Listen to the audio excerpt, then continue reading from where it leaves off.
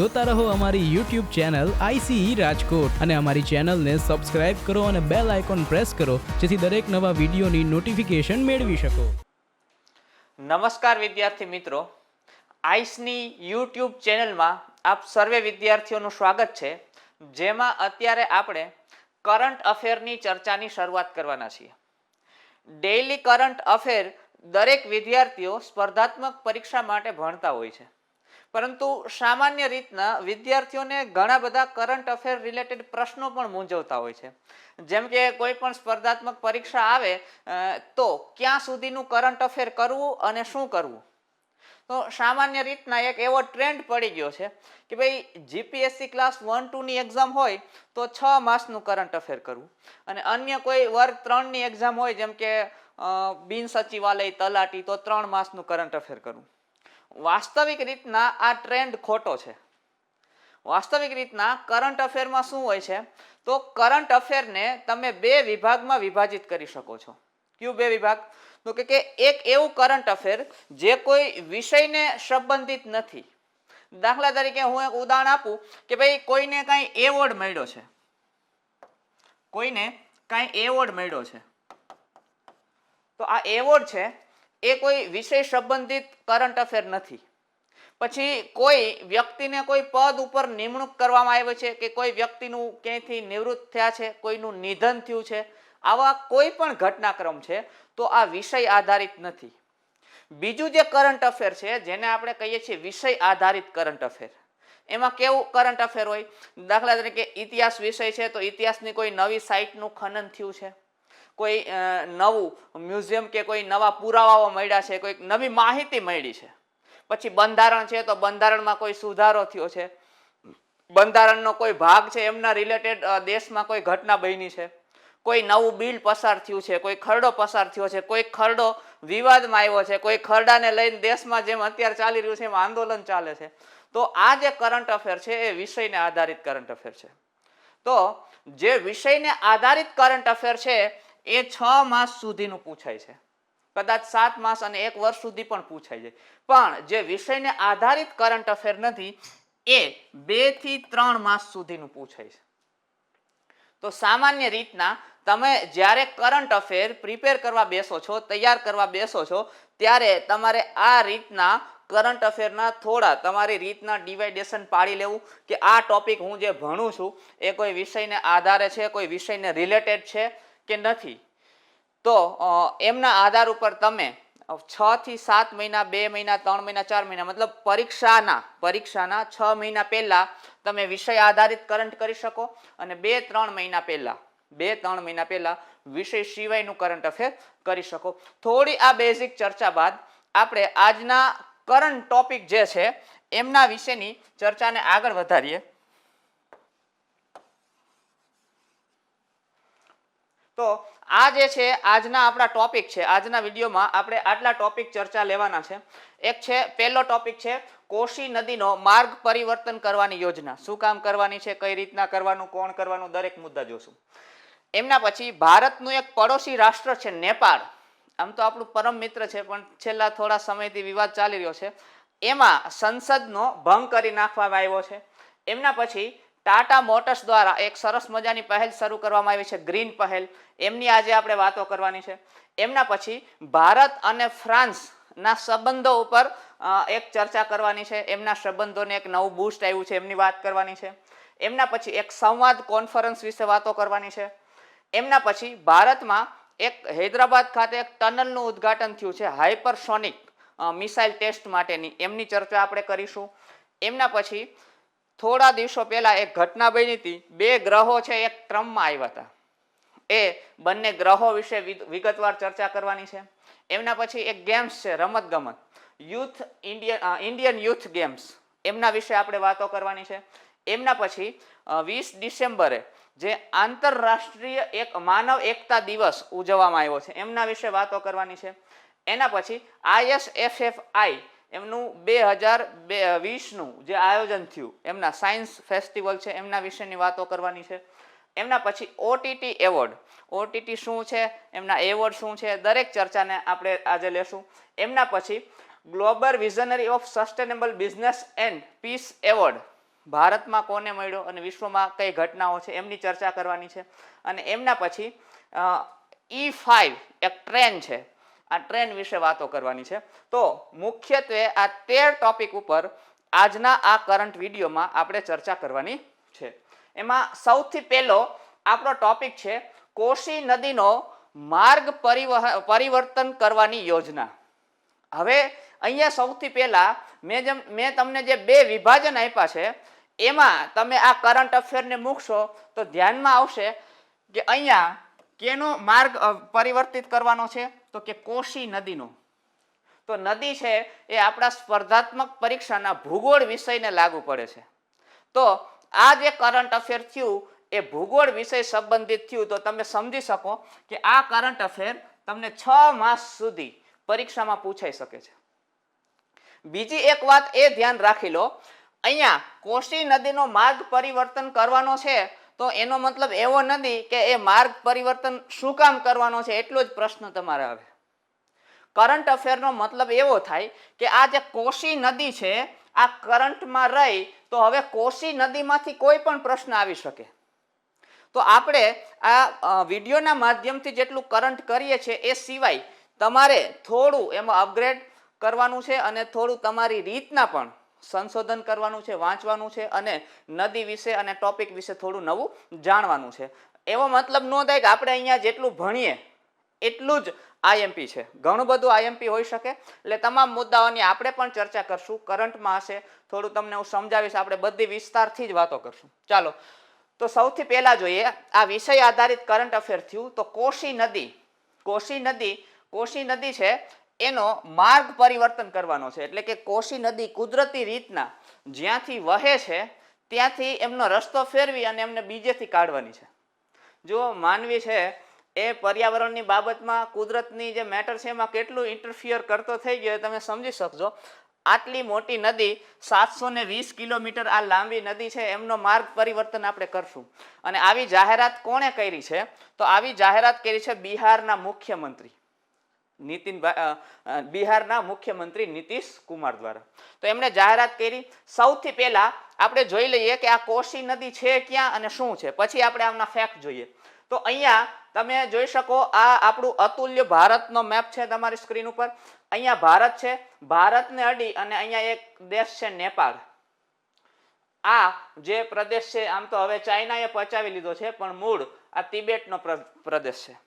તો આ તિબેટના આ જે પ્રદેશ છે આ નેપાળ અને તિબેટની વચ્ચે આ જે પ્રદેશ છે ત્યાંથી કોશી નદી ઉદ્ગમ થઈ નેપાળમાં જશે, નેપાળમાંથી ભારત આવશે, ભારતમાં બિહાર નામનું રાજ્ય છે ત્યાંથી એ પ્રવેશ કરશે અને બિહાર નામના રાજ્યમાં આ નદી આવશે. આને આપણે અહીંયા બિહારનો શોક કહીએ છીએ, બિહારનું દુઃખ. શું કામ? તો કે આ બિહાર નામનું અહીંયા જે રાજ્ય છે એમાં આ નદીને કારણે વારે વારે પૂર આવે છે. તો બિહારનો શોક કહેવાતી આ નદીનો માર્ગ શું કામ પરિવર્તન કરવાનો છે એમની પણ થોડી વાત કરીએ. તો અહીંયા જુઓ, આ નદી બિહારના ભાગલપુર જિલ્લામાંથી મળી આવેલ એક ઐતિહાસિક સાઇટને બચાવવા બિહાર રાજ્યનો એક જિલ્લો છે ભાગલપુર, ત્યાંથી એક ઐતિહાસિક સાઇટ મળી છે. ઐતિહાસિક સાઇટ એટલે તમને ખબર હોય છે આપણે જેમ શું કહે કે કચ્છમાંથી ને ગુજરાતમાંથી ને જેમ સિંધુ સભ્યતાના સ્થાનો મળ્યા છે, ધોળાવીરા ને રંગપુર ને રોજડી ને શ્રીનાથગઢ ને, એમ અહીંયાથી એક સાઇટ મળે છે ભાગલપુર જિલ્લામાંથી જે મૌર્યકાલીન ભારતની પહેલાની ઐતિહાસિક પુરાવા પ્રાપ્ત થાય છે. હવે સ્વાભાવિક રીતના થાય છે શું કે આ નદીને કારણે આ સાઇટમાંથી જે પુરાવા મળે છે એ ધોવાઈ જવાની અથવા તો પૂરતું ઉત્ખનન ન થવાના ચાન્સીસ છે. આ જે સાઇટ છે એ નદીમાં વહી જવાના ચાન્સીસ છે. માટે આ નદીનો માર્ગ ફેરવવા માટેની યોજના બનાવવામાં આવી છે. તો જુઓ, આ કરંટ અફેર છે એ તમારા બે વિષયને સ્પર્શ થયું.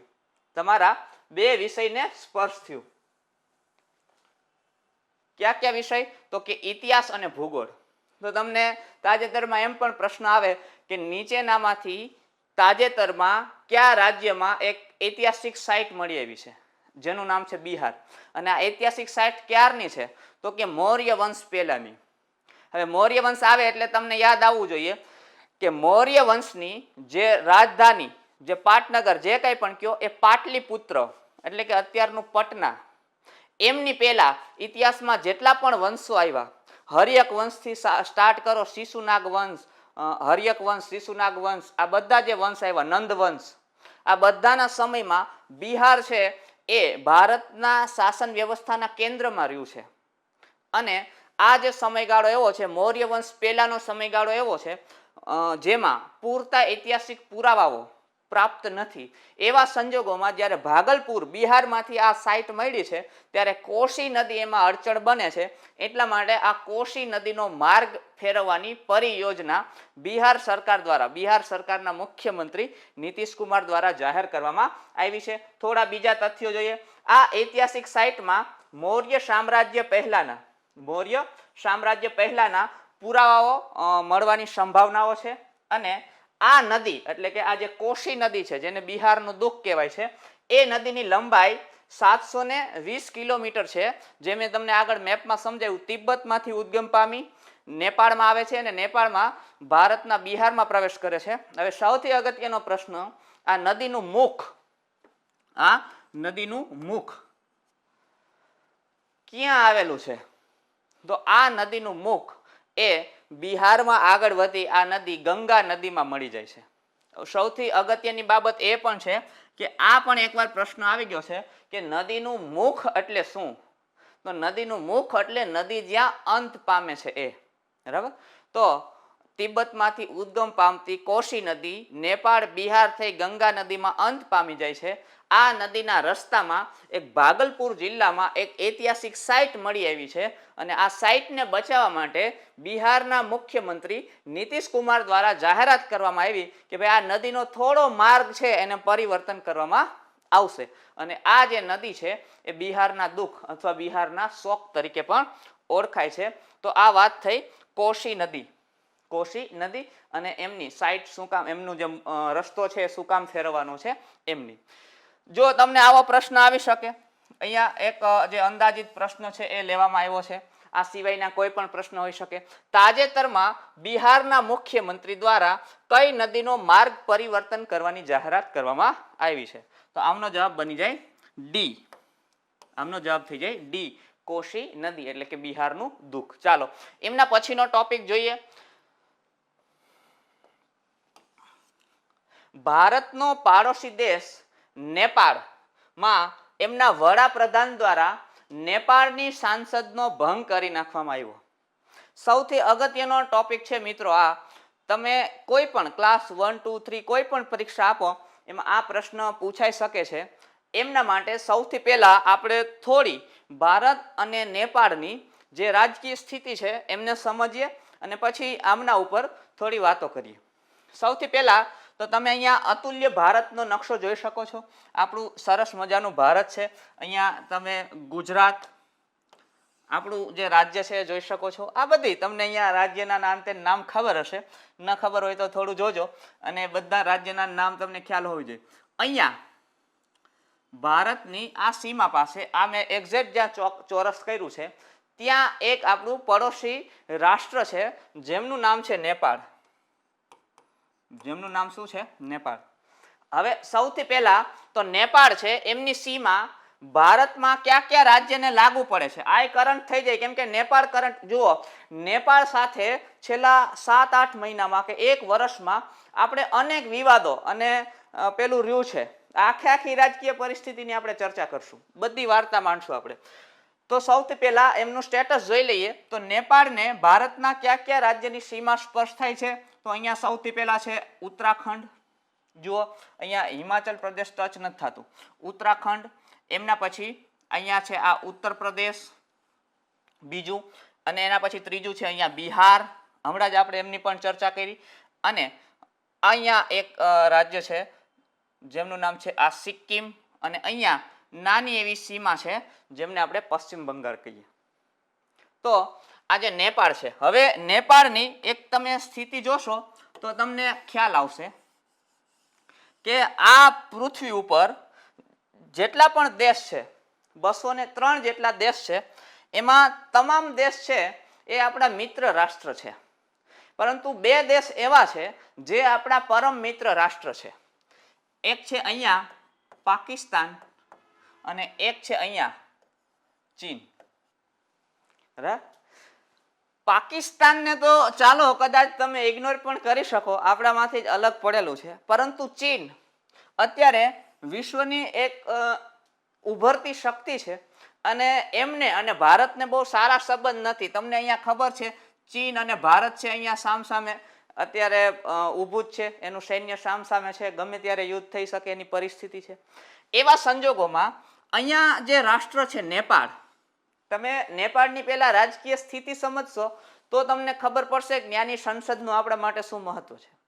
અહીંયા જે રાષ્ટ્ર છે નેપાળ એ ચીન અને ભારતની વચ્ચે બફર સ્ટેટ થઈ જાય છે અને આ સ્થિતિનો લાભ નેપાળને ખૂબ મળે છે, ખૂબ મળે. ભારત અહીંયાથી એવા પ્રયત્ન કરે કે નેપાળ આપણી પક્ષમાં રહે, ચીન અહીંયાથી એવા પ્રયત્ન કરે કે નેપાળ આપણી પક્ષમાં રહે. નેપાળ છે એ બંનેનો ભરપૂર લાભ લે, ખૂબ લાભ લે, ખૂબ. બરાબર. પણ આવા સંજોગોમાં ભારત અને નેપાળને સારામાં સારા સંબંધ હતા, પરંતુ નેપાળમાં છેલ્લા થોડા વર્ષોમાં કમ્યુનિસ્ટ પાર્ટીની સરકાર બની. ત્યાં 2015 સુધી અથવા તો એમની પહેલા ત્યાં મોનાર્કી એટલે રાજાશાહી હતી. કમ્યુનિસ્ટ પાર્ટી દ્વારા આ રાજાશાહીને ખતમ કરી અને ત્યાં લોકશાહી સ્થાપિત કરવામાં આવી અને ઓલી સાહેબ કરીને એક વ્યક્તિ હતા એ ત્યાંના પ્રધાનમંત્રી બન્યા. ત્યારથી ભારત સાથેના એમના જે સંબંધો છે ધીરે ધીરે ધીરે ડાઉન થતા ગયા અને સાહેબ છે એ ચીનના ફેવરમાં થતા ગયા. તમને ખબર છે અહીંયા પેલી જે કાલા પાણી વિવાદ છે ઉત્તરાખંડમાં, નેપાળે એમનો અપડેટ નકશો મૂક્યો અને જે ભારતની જમીન છે એમની ઉપર એમણે એમનો દાવો માંડ્યો. બીજું, અહીંયાથી ભારતે પેલું કૈલાસ માનસરોવર યાત્રા માટેનો રસ્તો કાઢ્યો તો નેપાળે વિરોધ કર્યો. બરાબર. પછી ઘણા બધા બીજા મુદ્દા છે જે નેપાળે વિરોધ કર્યો. આવા સંજોગોમાં નેપાળમાં એની સંસદનો ભંગ થઈ જાવો ભારત માટે ભવિષ્યમાં નુકસાનકારક થઈ શકે છે. શું થઈ શકે છે? તમામ વાતો આપણે કરીએ તો તમે નેપાળની રાજકીય સ્થિતિને બહુ સરસ રીતના સમજ્યા હોય તો તમે ત્યાંની સંસદ અને એમની વ્યવસ્થાનું મહત્વ સમજી શકશો. હવે આપણે અહીંયા આવીએ કે એમની જે સંસદ છે એમનો જે ભંગ થયો એ તમામ મુદ્દાઓ શું છે. હવે સૌથી પહેલા તો આ જે કરંટ અફેર છે, આ જે ટોપિક છે એ આપણા એક વિષયને લાગે છે, એ વિષયનું નામ છે બંધારણ. કોને લાગુ પડે છે? બંધારણ. તમને એમ થાય તો નેપાળના બંધારણની વાત છે, પણ પ્રશ્ન નેપાળના બંધારણમાંથી ક્યારે ઇન્ડિયાના બંધારણમાં આવી જાય કાંઈ નક્કી ન હોય. માનો કે પરીક્ષાના પેપર સેટરને એમ વિચાર આવે કે ભાઈ નેપાળમાં આવી સંસદનો ભંગ કરી નાખ્યો વડાપ્રધાને અને પોતે ત્યાંના પરમનન્ટ શાસક બનવા અથવા એકમાત્ર સર્વશક્તિમાન વડાપ્રધાન બની જવાની એને ઈચ્છા થઈ. ભારતમાં આવું થાય કોઈને તો આવું થઈ શકે કે ન થઈ શકે?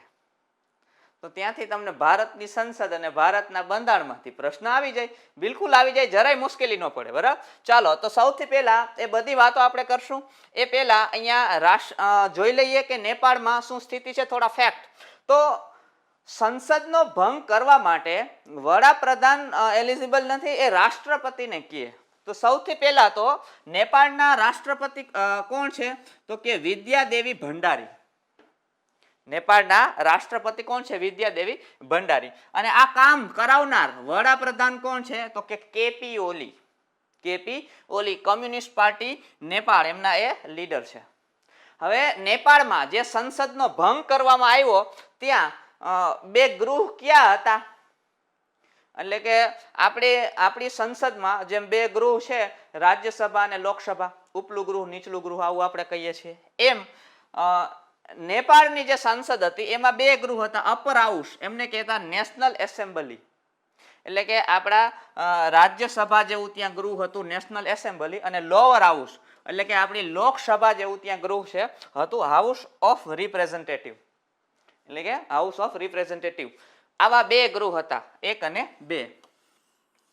હવે આગળ થોડા ફેક્ટ જોઈએ તો નેપાળ ભારતની સાથે, હવે જો એક વસ્તુ, આંતરરાષ્ટ્રીય સંબંધો હોય ને, એ આંતરરાષ્ટ્રીય સંબંધોમાં જ્યારે કોઈ એક દેશમાં કોઈ ઘટના બને છે ત્યારે એ ઘટનાની અસર બીજા દેશમાં થતી હોય છે. આવું અત્યારે જ બને છે એવું નથી, ઇતિહાસમાં પણ આવું બનતું આવ્યું છે. હું તમને એક ઉદાહરણ આપું, બહુ પ્રાચીન અને જૂનું ઉદાહરણ છે, બહુ સરસ મજાની ઘટના પણ છે. તમને ઇતિહાસ તમે ભણ્યા હશો તો તમને ખ્યાલ હશે કે મૌર્ય શાસન પછી ભારત ઉપર ઇન્ડો ગ્રીક આક્રમણની શરૂઆત થઈ, જેમાં કુષાણો અને પહલવો અને આ બધા જે લોકો હતા એ આક્રમણ કરવા માટે આવ્યા. બરાબર, અહીંયા તમે એક આ મેપ જુઓ, આને ઉપરથી તમે સારી રીતના સમજી શકશો. હવે આ જે ઇન્ડો ગ્રીક આક્રમણ થયા ને, એ જે મધ્ય યુરોપના પ્રદેશમાંથી આ બધી પ્રજા આક્રમણ કરવા માટે આવી. આ બધી પ્રજા છે ને એ ચાઇનામાં આક્રમણ કરવા જતી હતી. સમજો, આ કુષાણો અને ગ્રીકો, તમે પેલા કનિષ્ક નામના રાજાનું નામ સાંભળ્યું હશે, તો આ બધા છે ચાઇનામાં આક્રમણ કરવા જતા. ચાઇનાની જે ઉત્તર દિશા છે ત્યાંથી એ પ્રવેશ કરતા. હવે ઘટના એવી બની, ચાઇનામાં એક કરંટ અફેર બન્યું એ સમયમાં. બરાબર, ઈસવીસન પૂર્વે ચાઇનામાં એક કરંટ અફેર બન્યું. શું કરંટ અફેર બન્યું? તો કે ચાઇનામાં એક રાજા આવ્યો, ચી હવાંગ ટી. આ ચી હવાંગ ટીએ ચાઇનાની સંપૂર્ણ ઉત્તર બોર્ડરમાં અંદાજે 2000 કિલોમીટરથી પણ લાંબી એક ધ ચાઇના વોલ નામે એક દિવાલ બનાવી દીધી. અત્યારે આ ફેમસ છે ચાઇના વોલ. 7 અજાયબીઓમાં પણ અમને ઘણી વખત સ્થાન મળેલું છે. તો ઉત્તર દિશામાંથી આ જે બધી પ્રજા આક્રમણ લઈને આવતી હતી એમનો રસ્તો થઈ ગયો બંધ. જો આ કરંટ અફેરની ભારતને કેમ અસર થઈ, અને આ પ્રજા જે ચાઇનામાં જતી હતી એ હવે ભારતમાં આક્રમણ લઈને આવવા માંડ્યા. તો તમે કલ્પના કરી શકો, આ જ રીતના આ જે હું ઘટનાની વાત કરું છું એ આજથી 2-2.5 વર્ષ પહેલાની વાત છે. જો આટલા વર્ષો પહેલા પણ આની અસર અહીંયા થતી હોય તો અત્યારે તો આપણે વસુધૈવ કુટુંબકમ, આખી એક પૃથ્વી એક કુટુંબ છે, એક પરિવાર છે, અને આપણે આ પરિવારને સાથે લઈ અને માનવ જાતિ ચાલે છે. જો આપણે આવું કહેતા હોય તો અત્યારે વિશ્વમાં એક રાષ્ટ્રની ઘટના છે એ બીજા રાષ્ટ્રને ચોક્કસ પાકમ પાકું અસર કરે છે. બરાબર, એટલે જુઓ વિશ્વ વ્યાપારના આંતે બધા હિતો પરિહિતો સંધિઓ ને એમઓયુ આ બધું વધી ગયું છે. તો આજે નેપાળ એ ભારતની સાથે અમુક ગ્રુપમાં પણ જોડાયેલું છે. તો આ ગ્રુપના પણ પ્રશ્ન આવી શકે. એક છે સાર્ક અને એક છે બીમસ્ટેક. ચાલો, હવે તમારે એક કામ કરવાનું છે. હું તો તમને બધી માહિતી આપું જ છું, પરંતુ તમારે કોમેન્ટ સેશનમાં આ સાર્ક અને બીમસ્ટેકનું ફૂલ ફોર્મ લખવાનું છે. જેટલા વિદ્યાર્થીઓ આ વિડીયો જોવે છે, ખાસ તમને ખબર હોય તો લખો, ન ખબર હોય તો ગોતીને લખો. સાર્ક અને બીમસ્ટેક બંનેનું ફૂલ ફોર્મ શું થાય એ મને કોમેન્ટ સેશનમાં કહો. હું બિલકુલ જોઈશ આ ફૂલ ફોર્મ કેટલા વિદ્યાર્થીઓ આમનો જવાબ આપે છે. તો નેપાળ અને ભારત સાર્ક અને બીમસ્ટેક જેવા ગ્રુપોમાં પાર્ટનર છે, સાથે જોડાયેલું છે. એ સિવાય નેપાળ ભારત અહીંયા અહીંયા થોડું ભૂલ ભરેલું છે. ઉત્તરાખંડ, યુપી, બિહાર, સિક્કિમ જેવા રાજ્યો સાથે નેપાળની સીમા પણ લાગે છે. તો હવે થોડી આપણે આમની ઉપર જે બીજી ચર્ચા છે એ કરીએ કે નેપાળમાં સંસદની ભંગ થયો, આમનું રીઝન શું છે, આમના પાયા શું છે, ક્યાં છે. તો સૌથી પહેલા તમને ખબર છે કે નેપાળમાં રાજાશાહી હતી. 2015માં રાજાશાહીનો ભંગ થઈ અને લોકશાહીની સ્થાપના કરવામાં આવી. હવે લોકશાહીની સ્થાપના કરી એટલે ત્યાં સત્તા આવી એ કોની પાસે આવી? તો કે કોમ્યુનિસ્ટ પાસે. કોની પાસે આવી? કોમ્યુનિસ્ટ પાસે.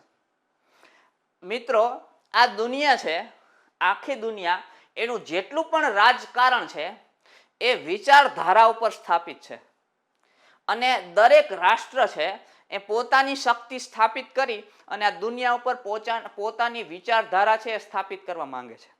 આ વિચારધારાની જંગમાં તમે 2-4 શબ્દો સાંભળ્યા હશે. એક શબ્દ છે સમાજવાદી.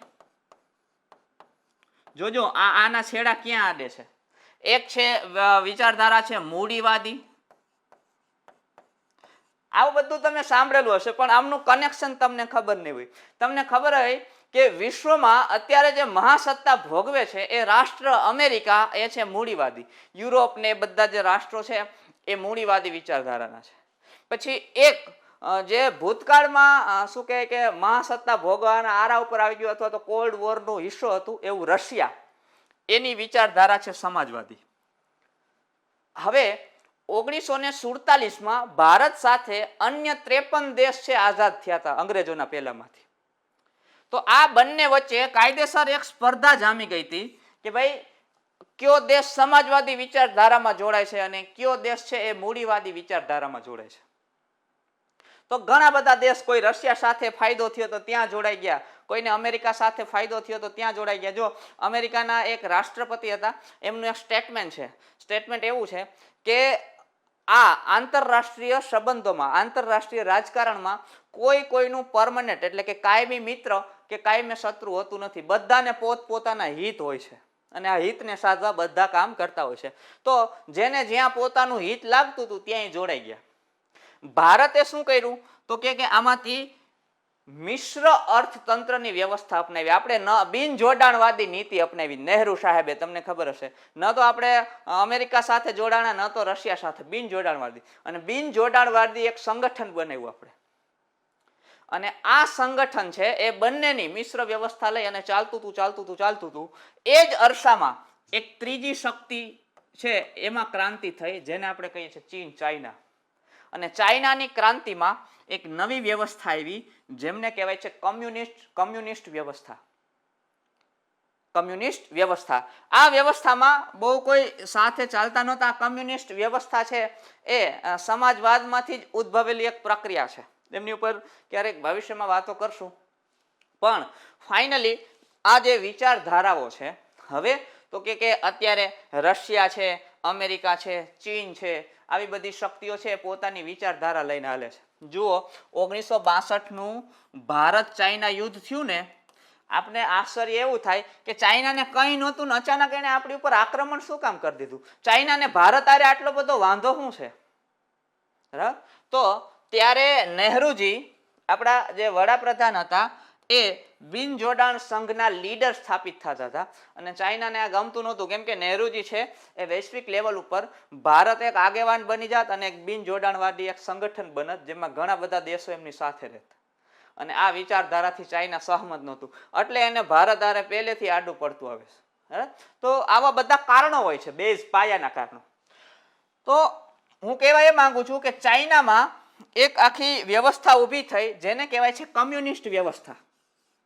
હવે ધ્યાન રાખજો, હવે જે આપણે આટલી બધી ચર્ચા કર્યા પછી આપણે આવીએ છીએ નેપાળ ઉપર કે ભાઈ આટલી ચર્ચા, આમાં નેપાળને શું લાગે વળગે? હવે નેપાળમાં 2015 આસપાસ રાજાશાહી ખતમ થઈ. શું થયું? રાજાશાહી ખતમ થઈ અને આ રાષ્ટ્ર છે લોકશાહી બન્યું. લોકશાહી બન્યું એટલે હવે તો કે વિશ્વના તમામ દેશની નજર હોય. કોઈ કે આ નેપાળ છે એ મૂડીવાદી બને, કોઈની ઈચ્છા એવી હોય કે આ સમાજવાદી બને, ભારતની ઈચ્છા એવી હોય કે આ મિશ્રવાદી બને, બિન જોડાણવાદી નીતિ અપનાવે. ચાઇનાની ઈચ્છા એવી હોય કે આ કમ્યુનિસ્ટ બને. શું બને? કોમ્યુનિસ્ટ બને. અને ફાઇનલી નેપાળની કમ્યુનિસ્ટ પાર્ટીને સત્તામાં લાવવા માટે ચાઇનાએ એમના ઇન્ટિરિયર પોલિટિક્સમાં પણ દખલ કરી. આ વૈશ્વિક નીતિની વિરોધમાં વાત છે. કોઈ પણ રાષ્ટ્રની ઇન્ટિરિયર પોલિટિક્સમાં દખલ કરવી જોઈએ નહીં. અને ફાઇનલી આ જે નેપાળ છે, અહીંયા તમે જોઈ શકો, આ જે નેપાળ છે એમાં કમ્યુનિસ્ટ પાર્ટીની સરકાર બની. હવે આ કમ્યુનિસ્ટ પાર્ટીની જે સરકાર બની હતી એ લોકશાહી ઢબે બની હતી. પરંતુ હવે ઓલી સાહેબે, કેપી ઓલી સાહેબે અહીંયા આખી સંસદને ભંગ કરી નાખી, મતલબ લોકશાહીનું ગળું દબાવી દીધું. અને એ હવે ચાઇનાની જેમ આગળ વન મેન પાર્ટી બનવા જઈ રહી છે.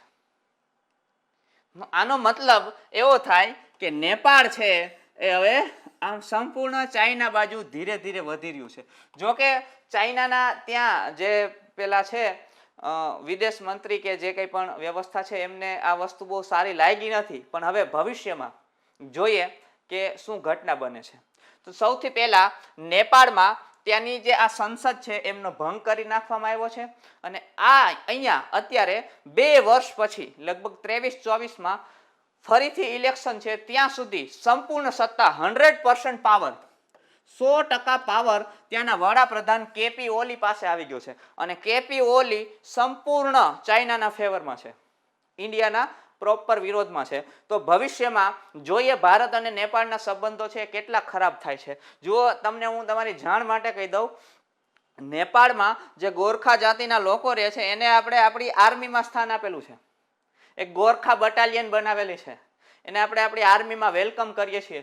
તો ઘણા બધા સારા સંબંધ હતા. નેપાળના સામાન્ય લોકોમાં ઇન્ડિયા પ્રત્યે અખૂટ પ્રેમ હતો.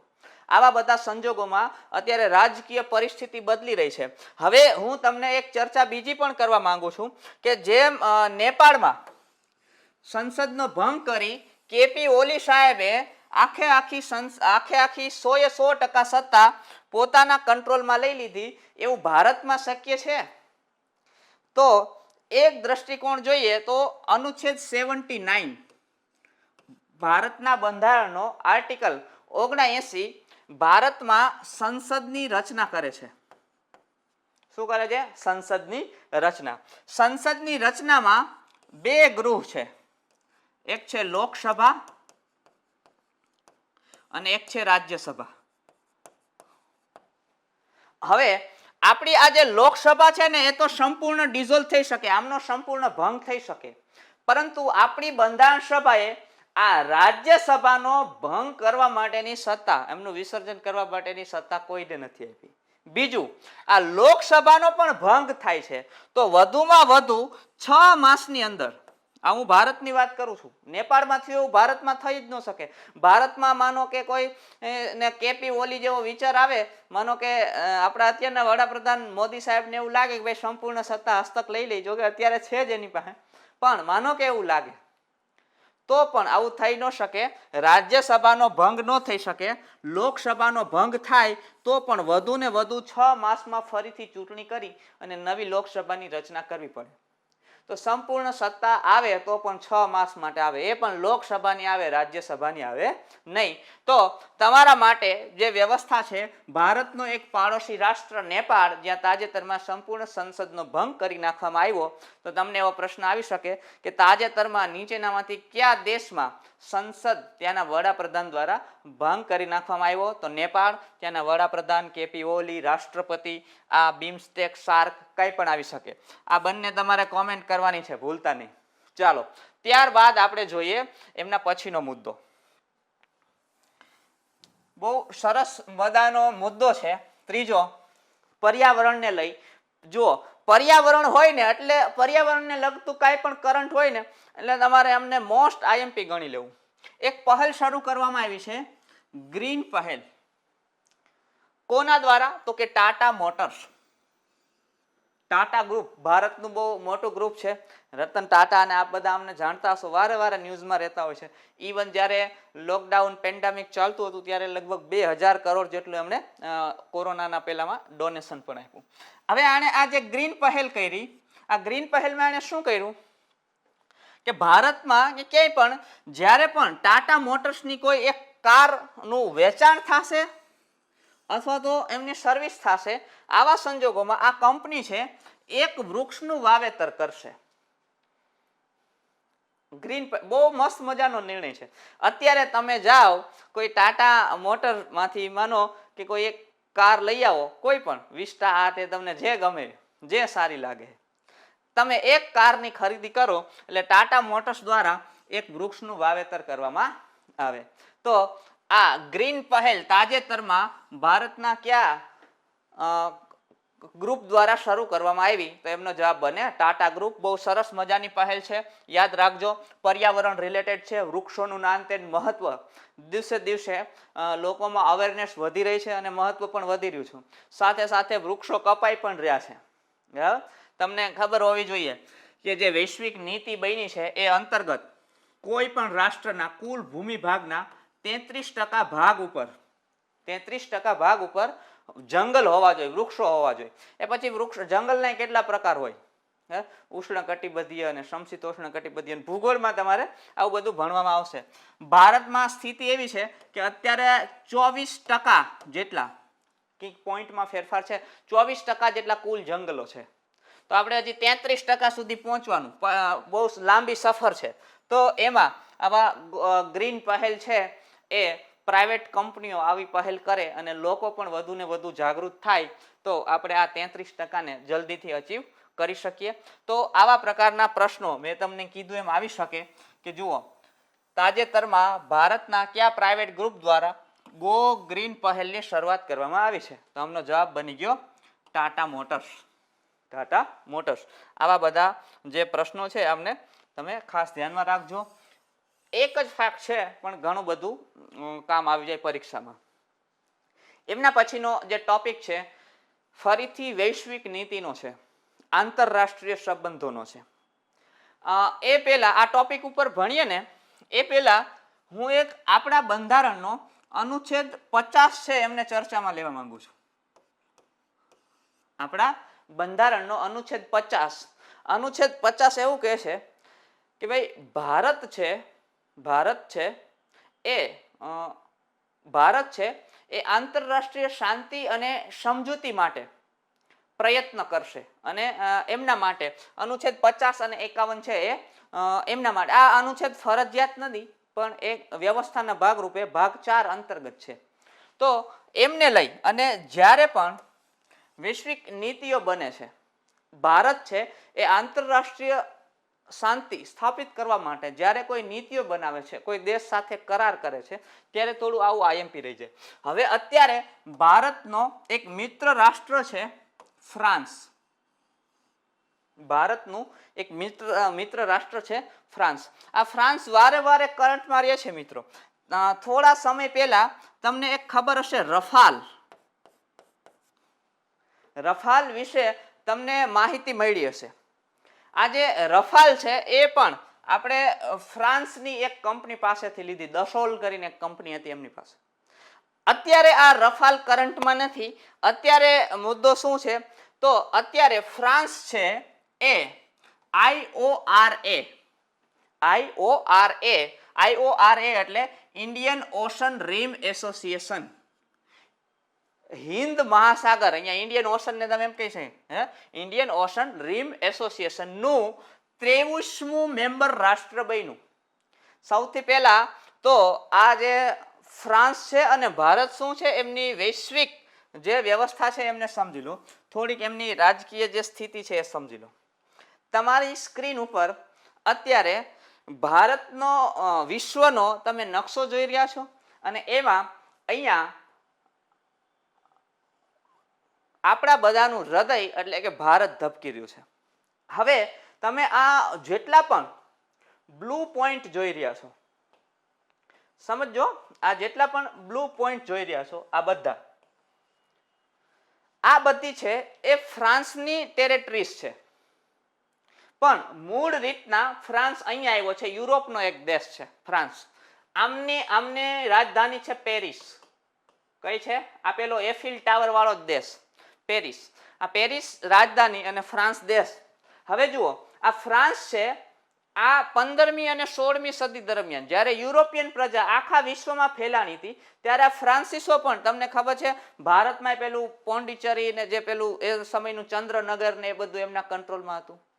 તો બધેથી ભારતમાંથી તો ફ્રાન્સિસો જતા રહ્યા, પરંતુ આ જે તમે બ્લુ પોઈન્ટ જોવો છો એટલા સ્થાન એવા છે જ્યાં આ જે બધા ટાપુઓ છે એ હજી ફ્રાન્સની ટેરેટરી છે. હું તમને ફ્રાન્સનું ભારત માટે મહત્વ શું છે એ સમજાવવા માટે આ કહું છું. હવે ભારતે ફ્રાન્સ સાથે ઘણા બધા કરાર કર્યા. એમાં ઘણા બધા કરારમાં એક શું કહે કે જે આર્મીને મદદ કરવા માટેના, નેવીને મદદ કરવા માટેના જે કરારો એ પણ સામેલ છે.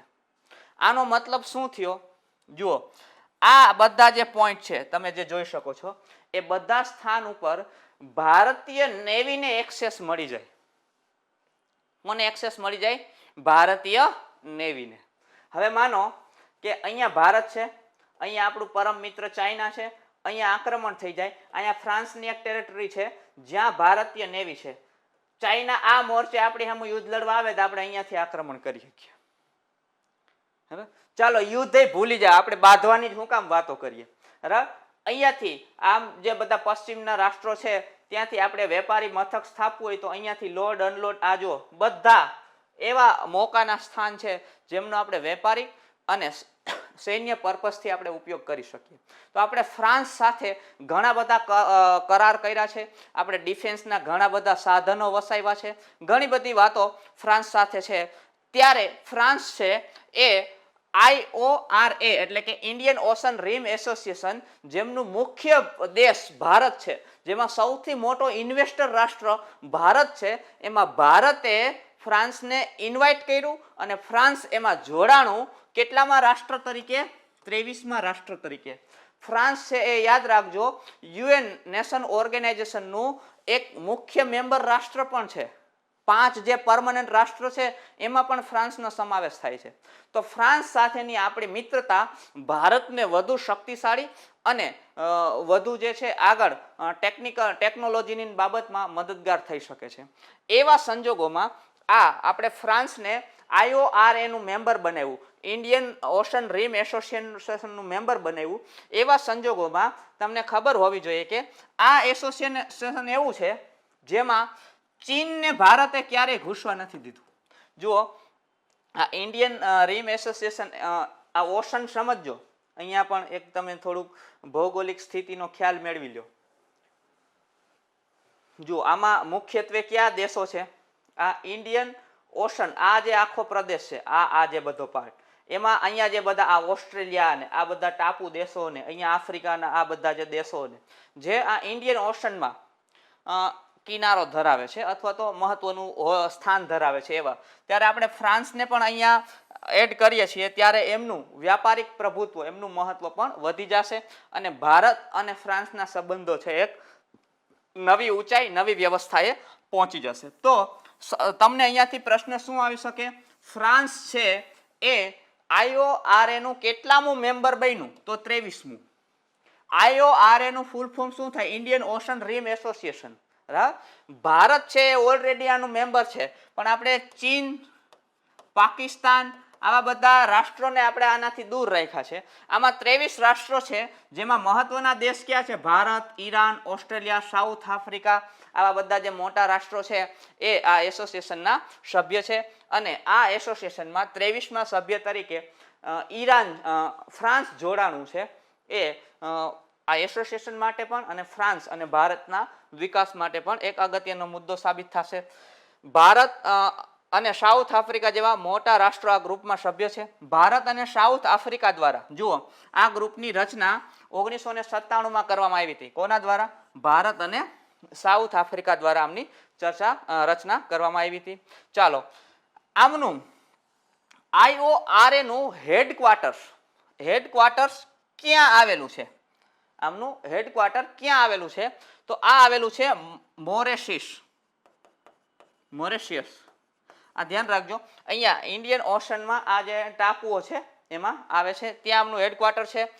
આમના અત્યારે જે ફ્રાન્સ, આપણે ફ્રાન્સ વિશે પણ બે ફેક્ટ જોઈએ તો એમના પ્રેસિડેન્ટ કોણ છે? તો કે ઇમ્યુન્યુઅલ મેક્રોન એમના પ્રેસિડેન્ટ છે અને ફ્રાન્સનું કેપિટલ એટલે કે રાજધાની છે પેરિસ. આ ઇમ્યુન્યુઅલ મેક્રોન અને પેરિસ, આ બંનેને પણ યાદ રાખજો. અને ફ્રાન્સ IORA નું ઇન્ડિયન ઓશન રીમ એસોસિએશનનું 23મું મેમ્બર બન્યું. આ પણ આપણા માટે અગત્યના ન્યૂઝ છે. આ પ્રકારનો પ્રશ્ન તમને આવી શકે, એક મોડલ પ્રશ્ન છે. આ સિવાય કંઈ પણ આવી શકે. મેં જેટલી પણ ચર્ચા કરી એના મહત્વમાંથી આ તે ઘણા બધા પ્રશ્નો આવી શકે. તો તાજેતરમાં ફ્રાન્સ IORA નું મેમ્બર બન્યું, તે કેટલામું મેમ્બર રાષ્ટ્ર બનશે? તો જવાબ થઈ ગયો D, 23, એટલે કે 23મું મેમ્બર રાષ્ટ્ર. એમના પછી જોઈએ એક કોન્ફરન્સ છે સંવાદ. આ પણ ઇન્ટરનેશનલ છે. આ સંવાદ કોન્ફરન્સ તમારે એક કામ કરવાનું છે. આ સંવાદ કોન્ફરન્સ છે આમનું ફૂલ ફોર્મ ગોતી અને કમેન્ટ બોક્સમાં લખવાનું છે. સાર્ક, બિમસ્ટેક, સંવાદ. જો હું ફૂલ ફોર્મ સામાન્ય રીતના તમને એટલે લખવાનું કહું છું કે તમને યાદ રહી જાય, બાકી હું તો અહીંયા લખી દઉં, કોઈ મુદ્દો નથી. ચાલો આગળ જોઈએ. તો આ સંવાદ કોન્ફરન્સ કોની વચ્ચે થઈ? તો ભારત અને જાપાન વચ્ચે. સૌથી પહેલા તમે જાપાન છે એ વિશ્વના મેપ ઉપર ક્યાં છે જોઈ લો. આ વિશ્વનો મેપ છે જેમાં અહીંયા એક ધબકતું હૃદય ભારત અને અહીંયા તમે આવી જશો. આ જે ટાપુ સમૂહ છે આ છે જાપાન. તો ભારત પણ જાપાન માટે એક જાપાન પણ ભારત માટે એટલું જ મહત્વનું છે જેટલું ફ્રાન્સ હતું. સમજો અહીંયા ભારત છે, અહીંયા જાપાન છે, આ બંનેની વચ્ચે આપણું પરમ મિત્ર ચાઇના છે. જુઓ અત્યારે આપણે વિશ્વમાં જેટલી પણ પોલિસી બનાવીએ, આ પોલિસીમાં આપણે એક વસ્તુ ખાસ ધ્યાનમાં રાખવી પડે કે અત્યારે ચાઇના જે આપને શું કહે કે પેલું ડાઉન કરવાના, આપને દબાવવાના પ્રયત્નો કરે છે, એમાં આ નીતિ, આ વ્યવસ્થા આપને કઈ રીતના લાભ થઈ શકે. સમજો જાપાન અને ચાઇના છે, એમની વચ્ચે પણ ઘણા બધા વિવાદ ચાલી રહ્યા છે. એવા સંજોગોમાં જાપાન છે એ ભારતનું મિત્ર રાષ્ટ્ર બને એ અગત્યનો અને જરૂરી મુદ્દો છે. તો અહીંયા જાપાન છે, અહીંયા ભારત, વચ્ચે આ ચાઇનાનો પ્રદેશ છે.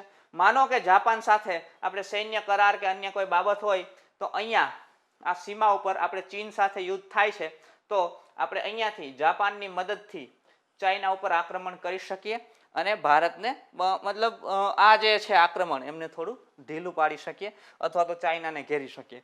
એવા સંજોગોમાં જાપાન સાથે આ કોન્ફરન્સ, જુઓ જાપાન સાથે છે ને આપણે એક સાંસ્કૃતિક રિલેશન પણ ડેવલપ થાય છે. તમને ખબર હોય આપણું એક શહેર છે અમદાવાદ, ગુજરાતનું છે. અહીંયા જાપાનના પ્રેસિડેન્ટ અત્યારે તો બીજા છે, પણ ત્યારે શિન્ઝો એબે હતા, એ આવ્યા હતા. અને અમદાવાદ અને જાપાનનું એક શહેર છે ટોક્યો. અમદાવાદ અને ટોક્યો વચ્ચે સાંસ્કૃતિક આદાન પ્રદાનના MOU થયા હતા. એટલે કે જે કલ્ચરલ સ્થાનો છે, અમદાવાદ તમને ખબર છે વિશ્વ વિરાસતમાં સ્થાન પામેલું શહેર છે. ટોક્યો પણ જાપાનનું બહુ સાંસ્કૃતિક કલ્ચર વાળું સ્થાન છે. બૌદ્ધ ધર્મનો સારો એવો અહીંયા ડેવલપિંગ થયું છે. તો આવા સંજોગોમાં અમદાવાદ અને ટોક્યો વચ્ચે, બીજું એક વસ્તુ તમને એ પણ કહ્યું કે આમની પહેલા જે ત્યાં વડાપ્રધાન હતા શિન્ઝો એબે, એ આ જે ટોક્યો છે ને, ટોક્યો એ જાપાનની સાંસ્કૃતિક રાજધાની છે. કઈ રાજધાની છે? સાંસ્કૃતિક. જો રાજધાની એક મુખ્ય હોય જે આપણે માનો કે દિલ્હી છે, પછી રાજધાની એક આર્થિક હોય જે આપણે મુંબઈ છે, રાજધાની એક સાંસ્કૃતિક એટલે ભૂતકાળમાં અથવા તો અત્યારે ત્યાં સંસ્કૃતિનું હબ રહ્યું હોય. તો ભારતની સાંસ્કૃતિક રાજધાની છે વારાણસી. અહીંયા જાપાનની સાંસ્કૃતિક રાજધાની છે ટોક્યો. હવે બીજી વસ્તુ કોમન એ છે કે આપણા જે વડાપ્રધાન, હાલના જે વડાપ્રધાન છે શ્રી નરેન્દ્ર મોદી, એ વારાણસી સીટમાંથી ચૂંટણી લડ્યા છે. જ્યારે આની પહેલા જાપાનના જે વડાપ્રધાન હતા શિન્ઝો એબે, એ ટોક્યોની સીટમાંથી ચૂંટણી લડતા, મતલબ ત્યાંના એ એક મેમ્બર હતા, સભ્ય હતા. તો આવા બધા ઘણા બધા કોમન ફેક્ટર છે એવા. અને જાપાને તમને ખબર છે કે અમદાવાદમાં પેલા મેટ્રો ટ્રેન માટે પણ લોન આપેલી છે ને, આવું આપણું મિત્ર રાષ્ટ્ર છે જ છે. તો એમની વચ્ચે આ 5મો એક સંવાદ યોજાણો, જેને સંવાદ કોન્ફરન્સ કહેવાય છે. આ પ્રધાનમંત્રી શ્રી નરેન્દ્ર મોદી દ્વારા આ સંવાદ અંતર્ગત એક વાત કરવામાં આવી કે ભાઈ બૌદ્ધ સાહિત્ય માટે એક પુસ્તકાલયની રચના પણ કરવામાં આવશે. જાપાનમાં બૌદ્ધ ધર્મનું સારું એવું ડેવલપિંગ થયું છે અને એ ઘટના છે. તો જો બૌદ્ધ ધર્મનું પાછું ઉદ્ભવ સ્થાન ભારત છે. ગૌતમ બુદ્ધનો જન્મ અહીંયા થયો અને અહીંયાથી પછી આ ધર્મ છે એ આખા વિશ્વમાં વ્યાપ્ત થયો. તો આ બૌદ્ધ સાહિત્ય તમને ખબર હોવી જોઈએ, બૌદ્ધ સાહિત્ય પાલી લિપિમાં લખાણું છે, જેને આપણે ત્રિપિટક કહીએ છીએ. બરાબર, આવા બધા ફેક્ટ ખ્યાલ હોવી જોઈએ. તો આ ત્રિપિટક, આ બૌદ્ધ સાહિત્ય છે, એમનું વ્યવસ્થિત સંકલન કરી અને એમની એક લાઇબ્રેરી બનાવવાની પણ જાહેરાત કરવામાં આવી છે. અને આ જે સંવાદ કોન્ફરન્સ જે ભારત અને જાપાન વચ્ચે યોજાય છે, એના 5 વર્ષ પહેલા આની શરૂઆત થઈ અને આ જે કોન્ફરન્સ યોજાણી એ 6ઠી કોન્ફરન્સ હતી. તો ધ્યાનમાં રાખજો, સંવાદ કોન્ફરન્સ કોની વચ્ચે યોજાય છે? તો ભારત અને જાપાન. તો એમના પછીનો મુદ્દો જોઈએ, થોડું જાપાન વિશે પણ અહીંયા જાણી લો. ચાલો, જાપાન વિશે પણ જાણી લો. એમની કેપિટલ છે ટોક્યો, સાંસ્કૃતિક કેપિટલની વાત કરી હતી, આ પણ છે ટોક્યો. અને એમના હાલના પ્રધાનમંત્રી છે સુગા, એટલું યાદ રાખજો. આનું નામ થોડું વિચિત્ર છે, યોશિહિડે સુગા. આવું તમે થોડુંક આ યાદ રાખી લેશો એટલે ક્યારેય આવી જાય તો કામ આવી જાય. તો આમને લઈ જાપાન પણ થોડું આપણી સાથે કરંટમાં રહ્યું છે અને એક મિત્ર રાષ્ટ્ર તરીકે એક નવી પહેલ કરી છે. એમના પછી જોઈએ મોસ્ટ આઈએમપી ન્યૂઝ. એમાં પણ જો તમે ક્લાસ 1 to GPSC ની એક્ઝામ આપો છો તો મોસ્ટ આઈએમપી ભારતમાં હાઇપરસોનિક વિન્ડ ટનલ પરીક્ષણ સુવિધાની શરૂઆત કરવામાં આવી. સૌથી પહેલા તો સમજી લો આ હાઇપરસોનિક શું છે. હાઇપરસોનિક શું છે તો કે એક સ્પીડ છે. એક સ્પીડ છે. હાઇપરસોનિક સ્પીડ કઈ રીતના મપાય? હવે હાઇપરસોનિક એ અવાજ સાથે નિસ્બત ધરાવે છે. માનો કે અવાજ, મારા અવાજની જે ગતિ છે એને ગુણ્યા 5. અવાજની ગતિ તો કેટલી હોય? અવાજની ગતિ એને ગુણ્યા 5 કરું એટલે 5 હાઇપરસોનિક થયું. મારી જે અવાજની ગતિ છે એને ગુણ્યા 12 કરું તો 12 હાઇપરસોનિક થયું. હવે આ હાઇપરસોનિક શું છે તો કે એક ગતિની જે છે મર્યાદા છે અવાજથી પણ એટલી. હવે આપણી જે મિસાલ હોય છે, ખાસ તમને ખબર છે બ્રહ્મોસ, બરાબર? તો આમની જે સ્પીડ હોય છે એ હાઇપરસોનિક ને આવા બધી સ્પીડમાં આમની સ્પીડ હોય છે. તો આપણે આવી કોઈ મિસાઇલ બનાવી છે અથવા તો કોઈ અંતરિક્ષ યાન બનાવવું છે જેને આવી બધી સ્પીડમાં જવાનું છે, તો એમના માટે જે મટીરિયલ છે એ આ સ્પીડમાં સર્વાઈવ કરી શકશે કે નહીં? માનો કે આ રિમોટ હોય, આ રિમોટને હું અહીંયાથી ફેરવીને ઘા કરું અને સામે દિવાલમાં ભટકાડું, બરાબર? તો શું થાય કે આ જે સ્પીડમાં એ દિવાલમાં ભટકાણું એ સહન ન કરી શકે એટલે રિમોટ તૂટી જાય.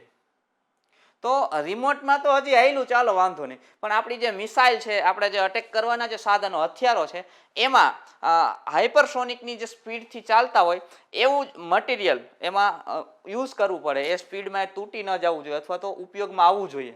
એ મટીરિયલની તપાસણી કરવા માટે એક ટનલ બનાવવામાં આવી.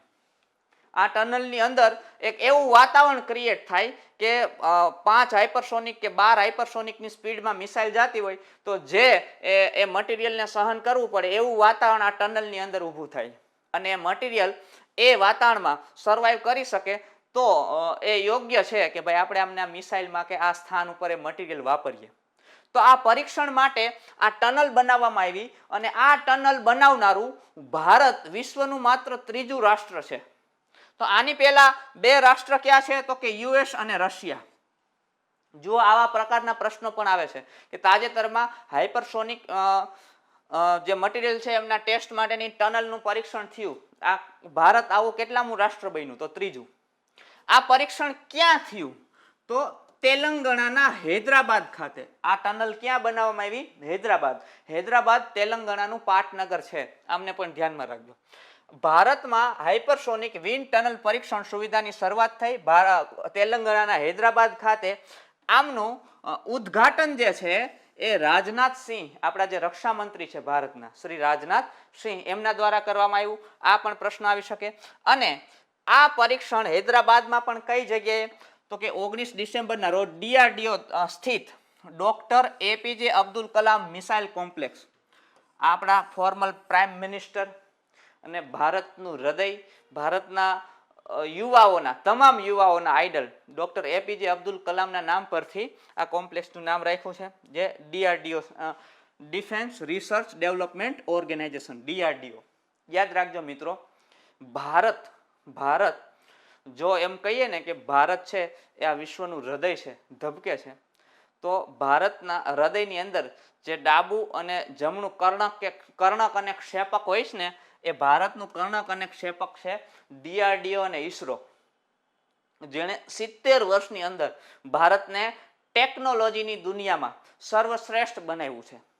આપણે એવા રેકોર્ડ તોડ્યા છે જેની કોઈ સીમા નથી 70 વર્ષ માત્રની અંદર. તો બહુ મસ્ત મજાનું વિજ્ઞાન અને ટેકનોલોજીના યુગમાં DRDO છે એમનું કામ તો હથિયાર વગેરે બનાવવાનું છે, જ્યારે ISRO છે અવકાશ સંશોધન ક્ષેત્રે કામ કરે છે. તો એમના દ્વારા આ ટનલનું ઉદ્ઘાટન કરવામાં આવ્યું. આ ટનલની ખાસ વાત એ છે કે આ ટનલ સંપૂર્ણ સ્વદેશ નિર્મિત છે.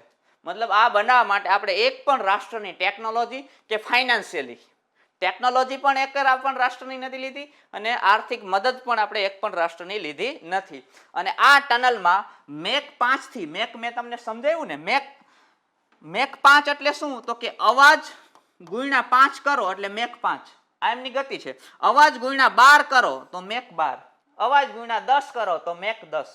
બરાબર? આ એમની જે સ્પીડ છે, આ મેક 5 થી 12 સુધીની સ્પીડ હોય એવા મટીરિયલનું ટેસ્ટ આ ટનલમાં થઈ શકશે. તો હૈદરાબાદ ખાતે આ મસ્ત મજાની ટનલ બનાવવામાં આવી, જેમની વ્યવસ્થા પણ આપણા સ્પર્ધાત્મક પરીક્ષા માટે અગત્યની થઈ જશે. એમના પછી એક ખગોળીય ઘટના બની. બે ગ્રહ છે. ગ્રહનું નામ શું છે? ગુરુ અને શનિ. આ બંને એકબીજાની એટલા નજીક આવી ગયા આ રીતના કે બંને એક જ છે એવો નજારો બન્યો. આ ઘટનાને આપણે જોઈએ એ પહેલા અહીંયા જોઈએ. મસ્ત મજાનો તમારી સમક્ષ એક મેપ છે. આ આકાશ અવકાશ સૂર્યમંડળ આપણી જે સોલાર સિસ્ટમ છે એમનો મેપ છે. અહીંયા તમે જોઈ શકો છો આખો સૂર્ય છે, પછી બધા ગ્રહ લાઈનમાં છે. અહીંયા સૌથી પહેલો ગ્રહ આપણે મર્ક્યુરી જેમને બુધ કહીએ છીએ, પછી વેનસ એટલે કે શુક્ર, પછી ત્રીજા નંબરનો આપણો ગ્રહ છે અર્થ એટલે કે પૃથ્વી, એકમાત્ર સજીવ ગ્રહ આપણે આમને કહીએ છીએ. આ શુક્ર છે એ આમનો જોડિયો ગ્રહ પણ કહેવાય છે. એમના પછી આ માર્સ એટલે કે મંગળ, લાલ ગ્રહ આપણે જેમને કહીએ છીએ. એમના પછી જ્યુપિટર એટલે કે આ ગુરુ જે અત્યારે ચર્ચામાં છે, આપણા સોલાર સિસ્ટમનો સૌથી મોટો ગ્રહ, સોલાર સિસ્ટમનો સૌથી મોટો ગ્રહ. એમના પછી સેટર્ન, આપણા સોલાર સિસ્ટમ, સેટર્ન એટલે શનિ, આપણી સોલાર સિસ્ટમનો સૌથી સુંદર ગ્રહ, સૌથી મોટો અને સૌથી સુંદર. આ બંને ગ્રહ એક લાઈનમાં સૌથી નજીક આવ્યા અને એક સુંદર નજારો અવકાશમાં રચાણો, જેમની ચર્ચા આપણે કરીએ છીએ. પછી યુરેનસ, નેપચ્યુન અને અહીંયા સૌથી છેલ્લે છે પ્લુટો. પણ આ પ્લુટોને આપણે 2011માં ગ્રહ તરીકે માન્યતા અમને રદ કરી દેવામાં આવી છે. એમના ઘણા બધા રીઝન છે. તો આ રીતના આ બધા ગ્રહોનો ક્રમ છે. એમાં જે પૃથ્વીથી સૂર્યથી તમે ગણી શકો 1 2 3 4, એના પછી 5 અને 6 નંબરના જે ગ્રહો છે, સૂર્યથી 5 અને 6 નંબરના એટલે કે ગુરુ અને શનિ, આ બંને છે એક ક્રમમાં આવ્યા હતા. અને એ જ્યારે એક ક્રમમાં આવ્યા ત્યારે અવકાશમાં એક સુંદર મજાનું દ્રશ્ય સર્જાણું. લોકોએ આમને જોયું, જે કંઈ પણ આ સેક્ટરના લોકો હતા. આપને તો અત્યારે કરંટમાં ભણીએ ત્યારે ખબર પડે. આ ઘટનાને કહેવાય છે ક્રિસમસ સ્ટાર અથવા તો બેથલેહમની, બરાબર, આવું નામથી ઓળખવામાં. આ ઘટના ક્યારે બની? 22 ડિસેમ્બર 2020ના રોજ આ સંયોજન થયું અને આ એક લાઈનમાં બિલકુલ નજીક આવ્યા. એના કારણે આ એક જ દેખાણા, એક હોય એવો નજારો બન્યો. અને આવી ઘટના ભૂતકાળમાં ક્યારે બની? તો ઈસવીસન 1623માં જ્યારે ભારતમાં મુગલોનું શાસન હતું ત્યારે આ ઘટના બની હતી. અને હવે એક અંદાજ છે કે ભવિષ્યમાં ઈસવીસન 2080માં આ ફરીથી આવી ઘટના બની શકશે. અને આવી ઘટના કઈ દિશામાં બની? તો દક્ષિણ અને પશ્ચિમ દિશામાં, દક્ષિણ અને પશ્ચિમ વચ્ચેનો જે કોર્નર છે ત્યાં. ક્યારે? તો કે સૂર્યાસ્ત પછી 1 કલાક બાદ આ ઘટના જોવામાં આવી હતી. તો આ ઘટના પણ કરંટમાં છે, ભૌગોલિક મુદ્દો છે, ભૂગોળ વિષય સાથે આ ઘટનાને સંબંધ છે. એમના પછી સ્પોર્ટ્સની પણ થોડી વાતો કરીએ કરંટ રિલેટેડ. તો ખેલો ઇન્ડિયા મુવમેન્ટ તમને ખબર છે, ગુજરાતમાં પણ રમશે ગુજરાતને, જીતશે ગુજરાતને, ભારત લેવલે ખેલો, એક ઇન્ડિયન યુથ ગેમનું દર વર્ષે આયોજન થાય છે. 2021ની આ યુથ ગેમ છે, એમનું આયોજન હરિયાણા ખાતે થવાનું છે. આ ગેમમાં દરેક રાજ્યની પરંપરાગત ગેમો નાંતે ઘણું બધું હોય છે, જેમાં ખેલ મંત્રાલય દ્વારા આ વર્ષે 4 નવી ગેમોને ઉમેરવામાં આવી. આ 4 નવી ગેમો કઈ કઈ છે? તો કે ગતકા, કલ્લારીપટ્ટમ, થંગતા અને મલ્લખંબમ. નામ થોડા ચિત્ર વિચિત્ર છે, પણ જો ગતકા છે એ પંજાબની પરંપરાગત કુસ્તી છે. પછી કલ્લારીપટ્ટમ છે એ કેરળની પરંપરાગત કુસ્તી છે. થંગતા છે એ મણિપુરની પરંપરાગત કુસ્તી છે. અને મલ્લખંબમ છે એ સામાન્ય કોઈ ખાસ પ્રદેશની સ્પેસિફિક નથી.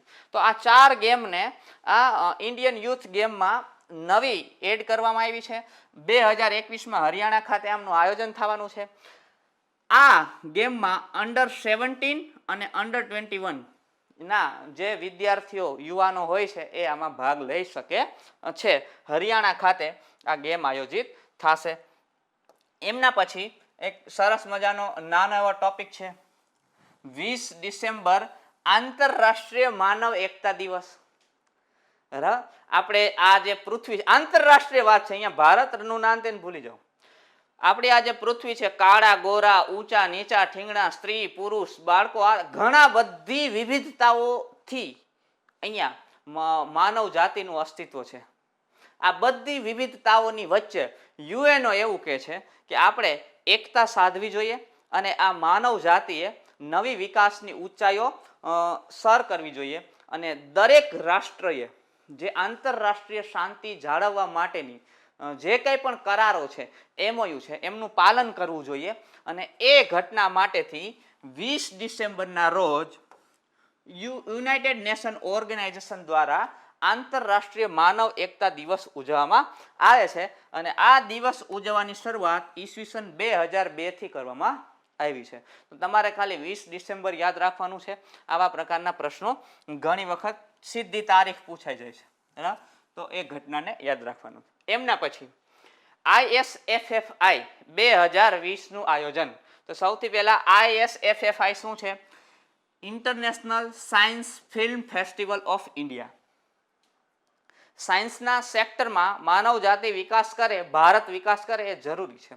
એના માટેથી જે ફિલ્મ જગત છે એમાં પણ સાયન્સના જે એના બેઝ જે ફિલ્મો હોય, જેવી હોલિવૂડમાં આવતી આપ જોતા હોય, તો એ દ્રષ્ટિકોણથી સાયન્સને લઈ લોકો અવેર થાય એ બાબતની સાયન્સ ફિક્શન ફિલ્મો બને, એમના માટે આવા બધા ફેસ્ટિવલો આયોજન કરવામાં આવે છે. 22 થી 25 ડિસેમ્બર 2020 ના રોજ આ ફેસ્ટિવલનું આયોજન થશે અને આ ફેસ્ટિવલ 2015 થી ઉજવાય છે. અને આ ફેસ્ટિવલની શરૂઆત નરેન્દ્ર મોદી દ્વારા કરવામાં આવેલી છે. તો આમનું ફૂલ ફોર્મ અને આ ફેસ્ટિવલ ફિલ્મ માટેનું છે આખું, એમને પણ તમે થોડું યાદ રાખજો.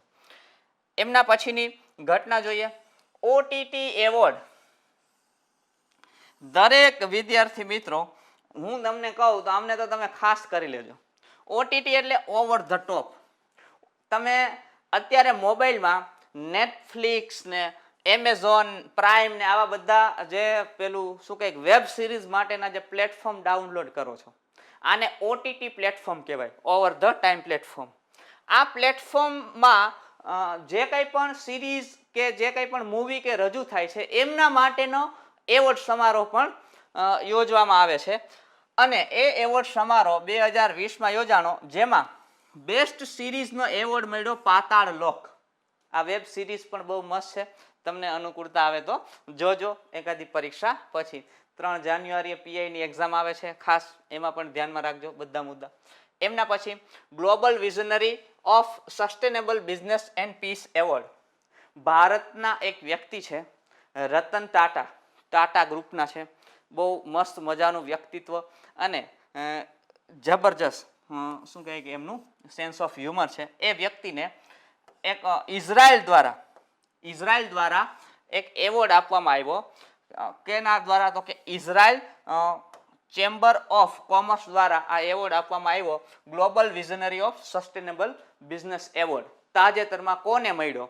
તો રતન ટાટાને. કોના દ્વારા આપવામાં આવ્યો? તો ઇઝરાયલ ચેમ્બર્સ ઓફ કોમર્સ દ્વારા. આ ઘટના પણ જો આવા જે ફેક્ટ હોય એ સીધા સાદા તરત આવી જાય, સીધા ડાયરેક્ટ પૂછાઈ જાય, એમાં કોઈ મોટું રોકેટ સાયન્સ ન હોય, પણ ક્યારે આવી જાય તો તમારા ધ્યાનમાં આવે. અને એમના પછી E5 સિરીઝ સિકાસેન ટ્રેન, સિંકાસેન આવું આમનું નામ છે. હા, આ E5 સિરીઝ સિંકાસેન ટ્રેન શું છે? તો આપણે એમને કહીએ છીએ જાપાનની બુલેટ ટ્રેન. હવે બુલેટ ટ્રેનનું નામ આવે એટલે આપને સીધું જાપાન, હાઈ સ્પીડ, ભારતની અત્યાર સુધીની સૌથી હાઈ સ્પીડ ટ્રેનનો આ પ્રોજેક્ટ છે, જેમાં જાપાને ગ્રાન્ટ કરી છે. આમાં જે ટ્રેન છે એ જાપાનની ટેકનોલોજીથી બનીને આવશે. તો જાપાને તાજેતરમાં જાહેરાત કરી કે અમદાવાદ મુંબઈ જે હાઈ સ્પીડ બુલેટ ટ્રેન પરિયોજના છે એમાં E5 સિરીઝ સિંકાસેન ટ્રેન મૂકવામાં આવશે. કઈ ટ્રેન મૂકવામાં આવશે? E5 series સિંકાસેન train. તમારે આમાં કઈ લાંબુ ઉતરવાની જરૂર નથી, આ ટ્રેનનું નામ યાદ રાખજો. ત્યારે પ્રશ્ન આવી જાય તો આ ટ્રેનનું નામ યાદ રાખજો. અને આ અમદાવાદ મુંબઈ જે high speed bullet train project છે એ 2023 સુધીમાં પૂરો થવાનો એક સંભાવના છે, એક અંદાજ બાંધવામાં આવેલો છે. તો તમામ આજના દિવસના તમામ કરંટ અફેરની સંપૂર્ણ ચર્ચા આપની સમક્ષ મેં કરી. આપને સારું લાગ્યું હોય આપના જરૂર આપના પ્રતિભાવ કોમેન્ટમાં આપજો. આ સિવાય પણ કોઈ ટોપિક એવો હોય જે તમારે ભણવાની ઈચ્છા છે આ પ્લેટફોર્મ ઉપર, તો કોમેન્ટમાં કરજો.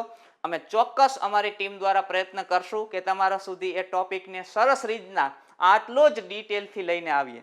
અને આ જે વિડીયો છે તમને સારો લાગ્યો હોય, ચેનલને સબસ્ક્રાઇબ કરજો. સાથે સાથે તમારા મિત્રો, સગા સંબંધીઓ જે તૈયારી કરતા હોય એમને આ વિડીયો શેર પણ કરજો, કેમ કે આંગળી ચીંધવાનું પણ એક પુણ્ય હોય છે. જો આ ટોપિકમાંથી ભવિષ્યની કોઈ પણ એક એક્ઝામમાં એક પણ પ્રશ્ન આવી ગયો તો આપ મારી અને તમારી બધાની મહેનત, આપણા બધાની આઈસ પરિવારની મહેનત છે એ સફળ થઈ જાય. વિડીયોને શેર કરજો, લાઈક કરજો, સબસ્ક્રાઇબ કરજો. Thank you so much. ખૂબ ખૂબ આભાર.